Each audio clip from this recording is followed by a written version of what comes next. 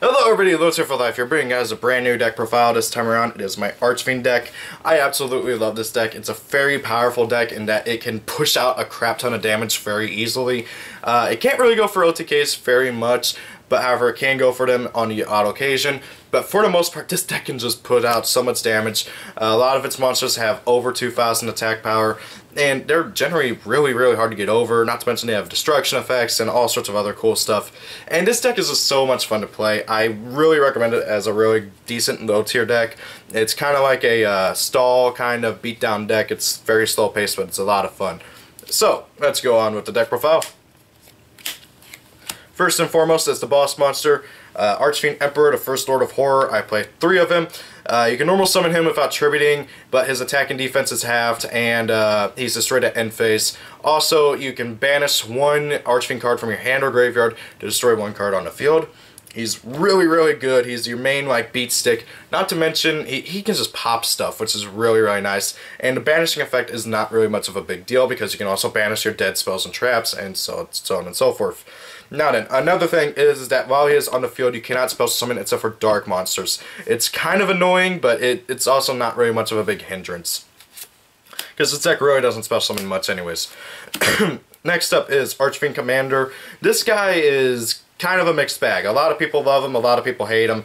I personally feel very neutral towards him, but however, he helps out a lot, especially first turn. You generally want to see him first turn, if not then second turn at the max. If you don't see him by then, he's not all that great. So basically what he does is if you control an Archfiend card, you can special summon him, and then you gotta destroy an Archfiend card you control.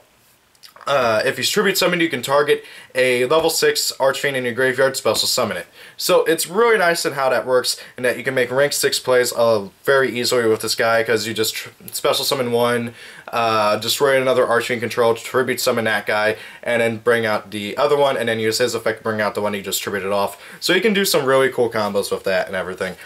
But however, my only issue is the turn you special summon him from using his own effect, he cannot attack, which is very annoying. Next up, I play 3 Archfiend Cavalry. Basically, this guy, he's a level 4 with 1900 attack points. He becomes 2400 out of field, spell is out, which is really good. Also, if he is destroyed by a card effect, he's a monster reborn for Archfiends, but he cannot bring himself back, and the monster he brings back cannot attack. So, generally speaking, one of the best things you can do, first turn, is trade in this guy, normal summon, special summon, pop, use effect, bring back this guy, and then you just set your back row and kind of just end turn. Really good first turn boards with that guy and combos and stuff. Or with her, Archfiend Heiress. I play 3 of her. If she is destroyed by battle or sent to the graveyard by a card effect, you can add 1 Archfiend card from your deck to your hand. Really good effect. You can only use that once per turn, and you cannot search herself, but she's still a really good card, and also she's a tour guide target. Now then, that's I still have 3 more monsters, but they're all one-ofs. Now then, I play 1 Archfiend Empress. She's really good combination with Archfiend Emperor, kind of obvious, Emperor, Empress.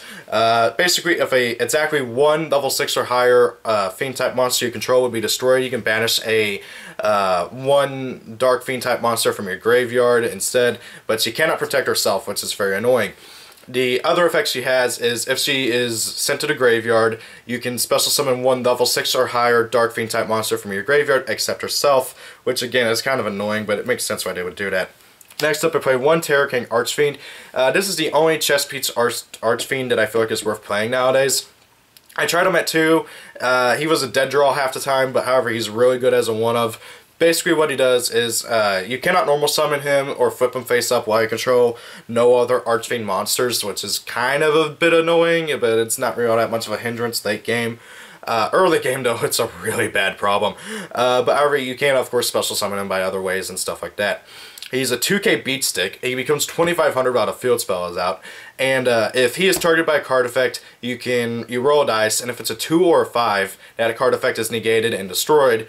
Also, if he kills a monster in battle, that monster's effects are negated while in the graveyard. So, for instance, if you run over a Dante with him, which is pretty easy to do relatively, that Dante cannot grab back a card from the graveyard because its effects are negated in the grave. He also works well against Cosmos, as he can run over Swift Strider and not trigger the effect. The only caveat to them, aside from the whole, normal summon or flip summon, is you gotta pay 800 life points while you're in standby phase. So that's kind of a bit annoying, but it's also, like, it's understandable. It's a whole gimmick with the whole Chest Beats Archfiend deck, which I still want to build those one of these days, but it's not very good, and it's just not as good as modern Archfiends. Next up, I play one tour guide. It's self-explanatory. She grabs Eris from deck, and while Eris is not guaranteed to get her effect off of being detached, sometimes she does, sometimes she doesn't. It's kind of hard to explain with all these rollings and everything. I'll try to explain it as best as I can. But she's really good just for making rank 3s. I mean, really, honestly. Next up for the spell cards, I play 3 Archfiend Pal Labyrinth. Basically what this card does is it gives all of your Archfiends 500 more attack points. Also, you can target one Archfiend you control and one other Dark Fiend type monster you control. Banish the second target and special summon one Archfiend with the same level from your hand, deck, or graveyard as the first target. So if you control, for instance, Archfiend Commander and Archfiend Emperor, you can target Emperor, banish Commander, special summon another Emperor from deck. I usually tend to bring out Empress unless like I'm going for really big game and stuff, like trying to pop out things with Emperor's effects. But really good card overall. You can only use the special summon effect once per turn, so even if you drop another one over it, you cannot do the effect again. Now for one of the big reasons why people should consider playing this deck. Falling Down. This is an in-archetype snatch steal. If you control an Archfiend card, okay, so you can, it does include the field spell, you can target one monster your opponent controls, take control of it. You take 800 damage during each of their standby phases. The damage is negligible, like it really is. And this card wins games so easily. Heck, this card is one of the reasons why you can go for an OTK very easily in this deck. One of the easiest ways to just go for an OTK is normal summon Cavalry, activate the field spell, activate 2 of these, steal 2 of your opponent's monsters, and go for game because everything will be like incredibly high attack power. Generally speaking, I mean obviously not guaranteed, but generally speaking. Next up for the 2 ofs, I play 2 Allure of Darkness. Everything's dark. Makes sense, draw 2. Next up, 2 trade-in, I play 4 level 8s. I feel like this is pretty good, just for general, drawing purposes. And also I generally like having my Emperor and Empress in graveyard, generally speaking. Next up, 2 Supply Squad. I kind of want to bump it up to 3, I'm not going to lie. But this deck pops a lot and it destroys itself a lot. It's kind of like Fire Kings in that regard. But however, this card is just really good in this deck, is all I really got to say. It just helps with the consistency issues and everything. Next up, 2 MST. I don't like Twin Twister in this deck because this deck already has a hard time keeping its hand. That's why I'm playing so many draw cards. So I'm playing MST instead.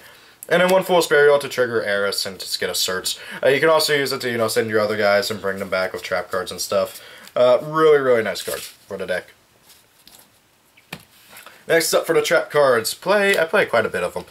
First and foremost, Archfiend's Roar. This is a trap card that you can search off of Eris. It's really nice. You pay 500 life points, special summon an Archfiend from your graveyard. It cannot be tributed, and it's destroyed during the end phase. So it's basically kind of like a 1-turn call to Haunted, and the reason why you play this is first and foremost it's searchable. Secondly, it can trigger Cavalry and Eris's effects because it destroys them at end phase. And thirdly, it just helps go for game. Like, it really does. And also, there's no once per turn clause on this card whatsoever, so if you have multiple, you can trigger them. It's a really good trap card. Next up is a tech that I've been trying out and working really well. Hate Buster. So, if a Fiend type monster you control is targeted for an attack, destroy both monsters, your monster and your opponent's monster, and then your opponent takes damage equal to the attack of the opponent's destroyed monster. So, let's just say... now sadly this does target, so it's kind of not as good as it could be, but, or at least I believe it targets, so let me double check that. Yeah, it does target. And it also destroys, so like if you destroy a Cosmos ship, it kind of sucks. But however, it destroys your guy, so if like, let's say you have Cavalry or Eris and your opponent attacks, so if like, for instance, I don't know, Beatrice You activate this, destroy both monsters, your opponent takes 2,500 damage, and then, like, let's say you had an Eris or something, you get starts off of Eris and your opponent gets whatever monster. It's a really, really good trap card. It's better against lower tier decks, so I tend to side it out against, like, BA, Cosmo, stuff like that, but it's really good against Monarchs. Like, Monarchs hate this card so much, because, like, they're like, okay, attack, okay, hate buster, and they're like, crap. And then they take 2,800 damage. Yeah, it's just a really good card. Next up, 2 Grand Horn of Heaven. This deck kind of loses to certain extra deck monsters, so this card, I play it to just kind of like stall out and prevent my opponent from going into their big guys. I play 2 Call to Haunted to bring back my dead things. Mostly Archfiend Emperor so that he doesn't die at end phase from Roar.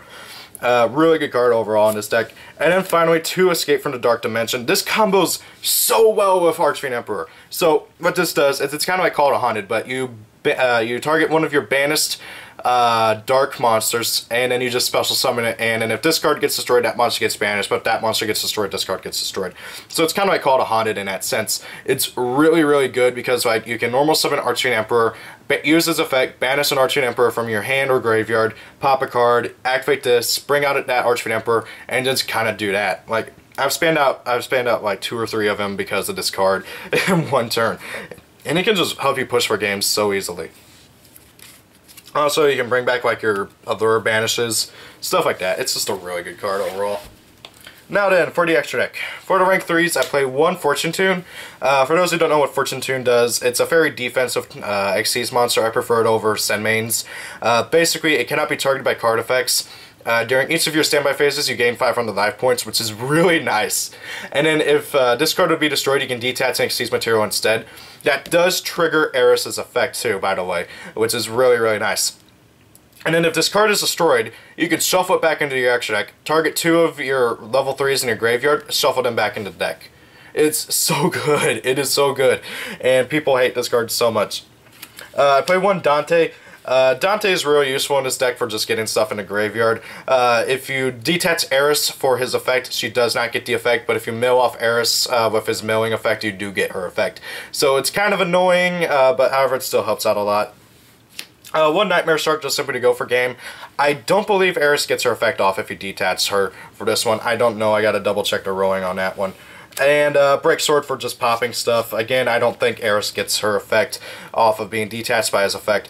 So yeah, it really, like, the main one you want to detach Eris for is Fortune Tune, and Fortune Tune's also the main one I go into, honestly, unless like I'm going for game and stuff. 1 Gaga Cowboy to finish off my opponent, 1 Abyss Dweller to just simply lock out my opponent's graveyard, 1 Daigusto Emerald to get stuff back, 1 Castell just simply to get rid of spot removal, you know, just general spot removal, 1 101 for, again, spot removal, 1 Dark Rebellion Xyz Dragon, so I have spot removal while I have Archfiend Emperor out. 1 Beatrice, mostly just simply to send Eris from deck to grave. I don't really get to go into my rank 6s very often, because I almost never see Commander for some reason. I'm going to be honest. 1 Utopia Beyond, because he helps go for game if you overrate 2 Commander into him. Then for the rank 8s, oh, by the way, all the rank 8s have to be dark because the only easy way to make rank 8s in this deck is having Archfiend Emperor out, and Archfiend Emperor locks you into dark monsters. So 1 Giant Grinder for general monster removal. For those who don't know, up to twice a turn you can detach an Xyz material from him, pop a special summon monster your opponent controls, and if that monster is an Xyz monster, your opponent takes damage equal to that monster's attack points. 1 number 23, Lancelot, Dark Knight of the Underworld. Basically, this guy's a Light and Darkness Dragon who can attack directly and pop a card on the field. It's really nice. And then just for extra damage, 1 number 22, Zombie Stein. It's a 4500 beat stick, why not? So yeah guys, that's the extra deck. And that's the whole deck profile. I really love this deck. It's a lot of fun. I highly recommend it if you guys like old-fashioned, just beat-down decks that just really like getting in your opponent's face and stuff. It's a fun deck to play. Thank you all for watching. Hope you enjoyed the deck profile. If you guys have any suggestions, please leave them down in the comments below. And I could just leave your thoughts down below in the comments. I really like reading your guys' comments. Thank you all for watching. Hope you enjoyed the video. Have a great day. If it's your birthday, happy birthday. And see you all later. Peace out.